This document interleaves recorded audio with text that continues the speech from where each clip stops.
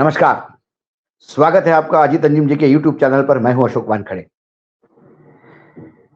पूरे देश में उपचुनाव के नतीजों के बाद एक उलट-पुलट तो हो गई है। अंबानी जी की शादी की भी खबरें अब कहीं कहीं खत्म होते हुए आ रही है। लेकिन एक प्रदेश लगातार खबरों में है जब से लोकसभा चुनाव के नतीजे आए, और वो है उत्तर प्रदेश। उत्तर प्रदेश में जिस हिसाब से भारतीय जनता पार्टी का बुरा हश्र हुआ, जिम्मेदार कौन, हु किल्ड जेसिका के तर्ज पे लगातार केंद्रीय नेतृत्व राज्य की इकाई पे और राज्य केंद्र की तरफ इशारा कर रहा है।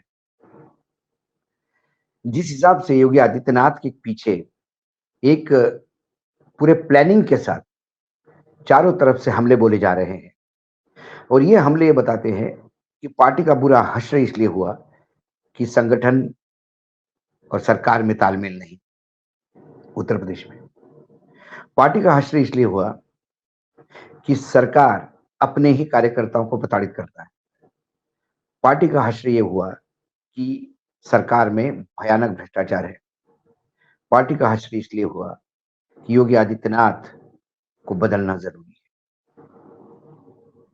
ये योगी आदित्यनाथ का बलि लेने का एक आपादा में अवसर ढूंढ रहे हैं, क्योंकि देश में जहां-जहां 17 राज्यों में भाजपा की सरकार है। हाल हाल ही में पार्टी के राष्ट्रीय अध्यक्ष और केंद्रीय मंत्री जेपी नड्डा जी ने बोला, तो इन सभी राज्यों में 16 राज्य ऐसे हैं जहां रबर स्टैंप बैठे हैं।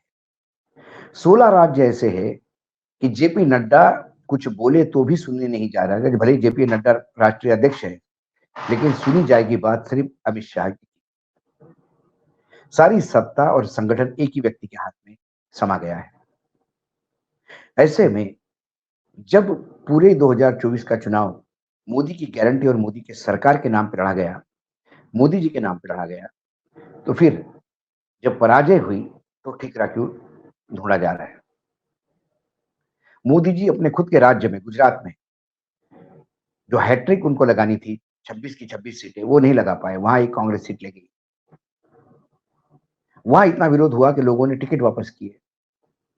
ये हुए सूरत में आपको जुगाड़ करके विपक्ष को पूर्ण रूप से विड्रॉ करवा के, इंडिपेंडेंस को विड्रॉ करवा के कैंडिडेट को निर्विरोध चुनाव जितवाना पड़ा, क्योंकि आपको डर था कहीं चुनाव हो जाए तो उम्मीदवार हार जाएगा। इस जुगाड़ी तंत्र में भी सीबीआई, इनकम टैक्स, विपक्ष की फाइनेंशियल जो उनकी वित्तीय लाइन होती है, पाइपलाइन, उसको बंद करो, उनके खाते सीज करो, उनके फाइनेंसर्स पे नजर रखो। इतनी टाइट हो गई कि चॉपर बार बार चेक किए जाते थे। राहुल गांधी के चॉपर पे चेक हुआ था, और एकनाथ शिंदे के वीडियो भी मार्केट में आ गए कि कैसा चॉपर कोल्हापुर से उतर के उसमें से बैग के बैग निकल रहे हैं, लेकिन वहां ईडी नहीं पहुंचती। तो अपने वालों के लिए पूरा फील्ड खोल के, दूसरों के लिए, विपक्ष के लिए बहुत कठिन समय पैदा करने के बाद भी, सब कुछ जुगाड़ करने के बाद भी 240 पे टिके रहे। जो 370 पार का नारा था, वो आप 270 भी नहीं जा पाया, और आपको बैसाखी की सरकार बनानी पड़ी। स्थिति ये थी कि नरेंद्र मोदी जी और अमित शाह दोनों मिलके संसदीय दल को फेस कर नहीं सकते थे, तो उन्होंने बगैर संसदीय दल की मीटिंग लिए, बैठक लिए, मोदी जी को नेता घोषित कर दिया स्वयं ही, और सीधा एनडीए के कुनबे की संसदीय दल की बैठक करके उसका अनुमोदन दिया गया। ये सारा हुआ है साहब। अब जो कार्यकारिणी की बैठक उत्तर प्रदेश में हो रही है, इसके पहले उत्तर प्रदेश में 40 टास्क फोर्स की एक टीम बनाई थी, 40 लोगों की। वो हर कॉन्स्टिट्यूंसी में जाके क्यों हारे, इसका जायजा ले रहे थे। और उन्होंने जो रिपोर्ट दी थी, वो रिपोर्ट जब 40 की टीम गई तभी लग रहा था कि ये योगी के लिए ट्रैप लग रहा है। और जो रिपोर्ट आई, वो रिपोर्ट ये आई कि अधिकारियों ने साथ नहीं दिया। तो क्या मध्य प्रदेश में हम ये माने कि वो मोदी की जीत नहीं, वो पूरा अधिकारियों की जीत है? मोदी में अधिकारियों, यूपी मध्य प्रदेश में अधिकारियों ने इतना साथ दिया कि कांग्रेस की एक सीट नहीं आई। ये माने? क्या अधिकारियों ने इतना साथ दिया कि आधी सीटें ले गए तेलंगाना में, जहां कांग्रेस की सरकार है? इसके मायने क्या है? अधिकारियों ने साथ नहीं दिया, कार्यकर्ताओं का उत्पीड़न किया। कार्यकर्ता यदि खुद अपने आप को भगवान मानने लगे, व्यभिचार करने लगे, तो कहां से कार्यकर्ताओं को प्रशासन सर पे लेगा? बुलडोजर जब चलता है तो बुलडोजर की तो कोई आंख नहीं होती। गलत करने पे बुलडोजर चलेगा और यदि अपने वालों पे नहीं चलेगा तो लोग तो सवाल उठाएंगे। सब्जेक्टिव काम हो रहे थे तो लोगों ने आईना दिखा दिया, लेकिन मानने को कोई तैयार नहीं। कुल मिला के इस आपदा में एक अवसर ढूंढा जा रहा है कि चुनाव तो हार ही गए, अब इसको तो कोई अंडू कर नहीं सकते, लेकिन एक काम तो कर सकते हैं कि योगी आदित्यनाथ को निपटा सकते हैं, ताकि 17 राज्यों में से 16 राज्य जहां रबर स्टैंप बिठाए हैं, फिर हम रबर स्टैंप यहां बिठाएंगे। उन्हें कहा कि योगी जी ने कहा कि अति आत्मविश्वास के चलते अपेक्षाओं को ठेस पहुंची। अति आत्मविश्वास किसका? पार्टी के अध्यक्ष जेपी नड्डा का था। 400 पार का नारा किसने दिया था? कार्यकर्ताओं ने नहीं, ऊपर से दिया था। प्रधानमंत्री ने लोकसभा के सदन के पटल पे कहा इस बार 370 बीजेपी आएगी और 400 एनडीए। तो अति आत्मविश्वास किसका था? सरकार की तो गारंटी कोई नहीं बोल रहा था, भाजपा की गारंटी कोई नहीं बोल रहा था, मोदी की गारंटी बोल रहा था। तो आत्मविश्वास किसका था? अधूरे मंदिर में रामलला की प्राण प्रतिष्ठा कर उसको कैश करने का ये आत्मविश्वास किसका था, जबकि शंकराचार्य मना कर रहे थे। सब धार्मिक गुरु मना करने के बाद भी जबरिया ये प्रोग्राम ऑर्गेनाइज करके उसको इवेंट करना और फिल्म सारे सेलिब्रिटीज को बुलाकर अपने आप को एंडोर्स करना। क्योंकि जितनी सेलिब्रिटीज आए थे, दो ही जगह आए थे, एक तो अंबानी के बेटे के अनंत की शादी में, और उसके पहले जो भीड़ लगी थी वो अयोध्या में। ये अति आत्मविश्वास किसका था? अति आत्मविश्वास योगी का होता तो फिर योगी जी वो 27 लोगों की लिस्ट नहीं देते जो केंद्र ने रिजेक्ट की, सिर्फ 3-4 लोगों को टिकट दिए, 6 लोगों को शायद। और योगी जी तो अपने बेल्ट में चुनाव जितवा के लाए। गोरखपुर और आसपास की सारी सीटें बीजेपी ने जीती।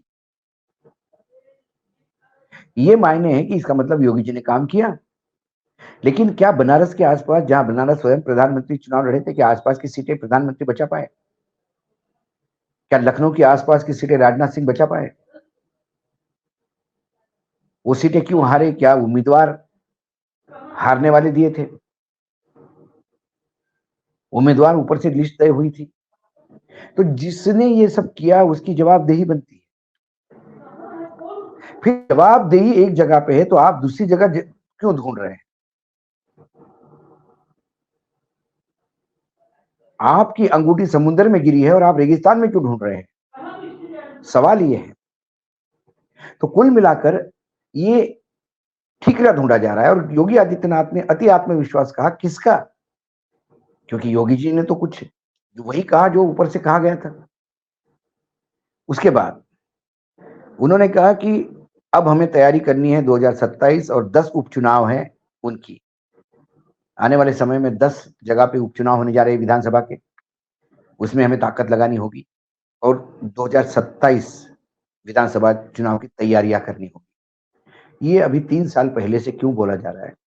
सिर्फ इसलिए कि कई लोग दिल्ली के इशारे पे ये लगातार नरेशन बनाने का प्रयास कर रहे हैं कि योगी जी का यदि इस्तीफा नहीं हुआ, मतलब बड़ा बदलाव, कोई बड़े निर्णय यदि केंद्र ने नहीं लिए, तो 2027 हम हार जाएंगे। सवाल 2027 का बहुत आगे का है।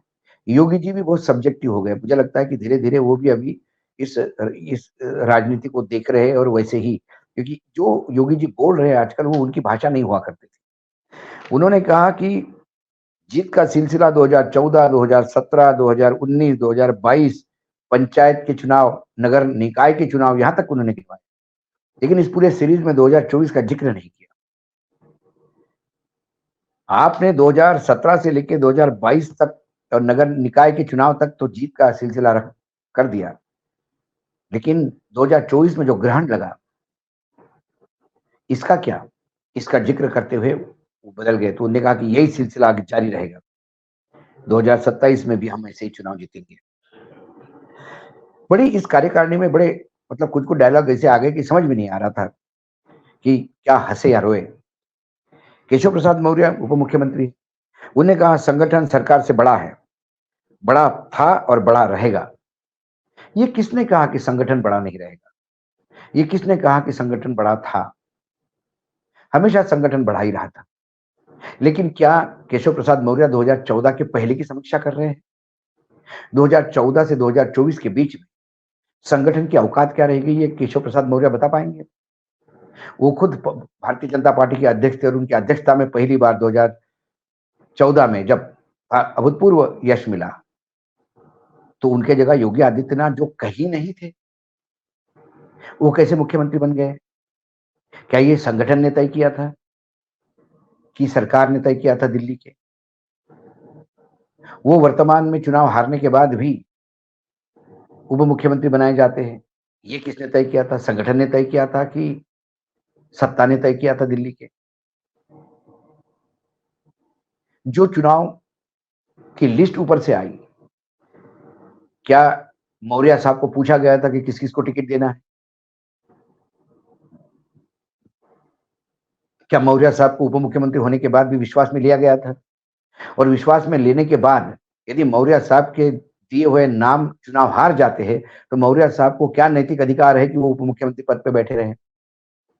यदि उनको लगता है कि सरकार से बड़ा संगठन है, तो फिर सत्ता छोड़ के संगठन में क्यों नहीं जाते? क्योंकि अभी संगठन को जरूरत है। संगठन चरमरा गया है। 2014 के बाद संगठन नष्ट हो गया है। सत्ता और संगठन दोनों एक ही आदमी के हाथ में केंद्रित होने की वजह से जहां सामूहिक नेतृत्व की बात होती थी, वहां सिर्फ आदेशों का पालन करने वाली फौज खड़ी हो गई है। क्या जेपी नड्डा को यह मालूम था कि देवेंद्र फडणवीस उप मुख्यमंत्री बनेंगे?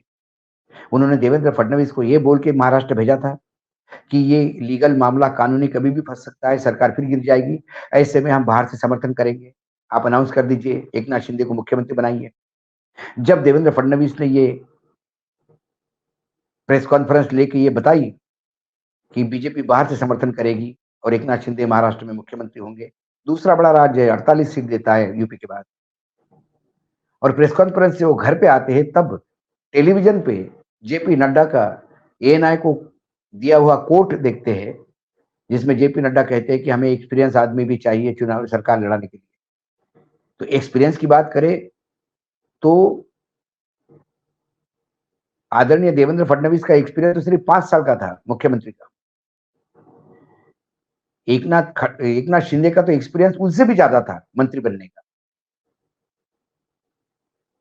जब वो कहीं राष्ट्रीय राज्य के राज्य स्तरीय लेवल पे भी नहीं थे देवेंद्र फडणवीस, तब से एकनाथ शिंदे एमएलए और एकनाथ शिंदे तब से मंत्री है। कौन से एक्सपीरियंस की बात कर रहे थे? फिर देवेंद्र फडणवीस जैसा एक्सपीरियंस आपने डिप्टी चीफ मिनिस्टर बनाया, देवेंद्र फडणवीस खुद शॉक्ड रह गए कि मैं कहां से उप मुख्यमंत्री हो गया, मुझे तो नहीं बोला गया था। जेपी नड्डा को उन्होंने पूछा तो जेपी नड्डा ने कहा कि ऊपर से आदेश आए। ये जेपी नड्डा का कद और हैसियत है।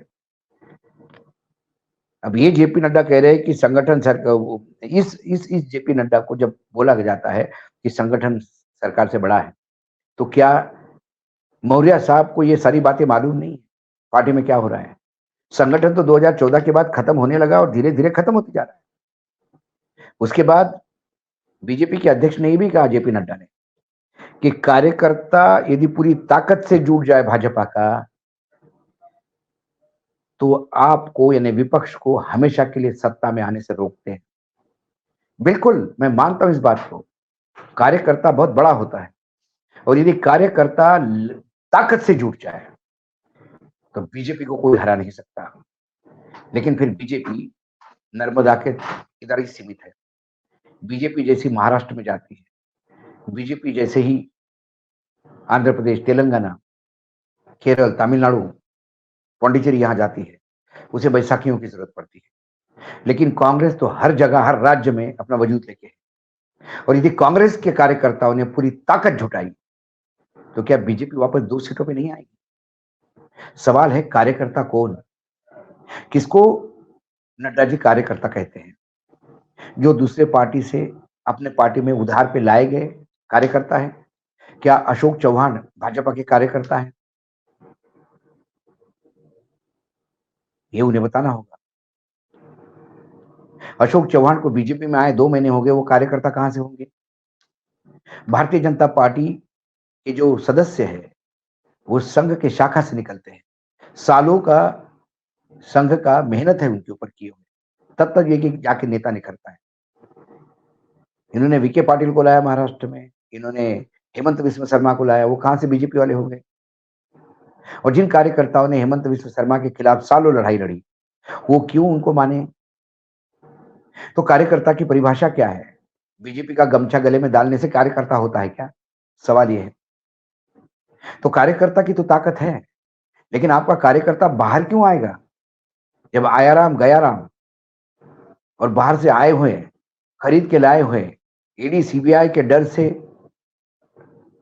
गन पॉइंट पे लेके आने वाले इन लोगों से कार्यकर्ता सेवा करेगा इनकी? सवाल ही उठता है।